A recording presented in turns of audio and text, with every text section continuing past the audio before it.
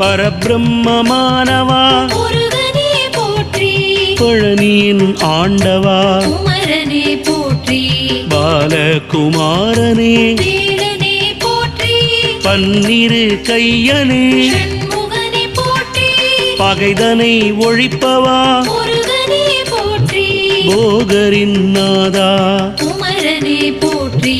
போற்றப்படுவோனே வேலனே போற்றி, மறைகளின் நாயகா ஷண்முகனே போற்றி, மயில் வாகனனே முருகனே போற்றி, ஸ்ரீமகாசேனனே குமரனே போற்றி, மருதமலையான்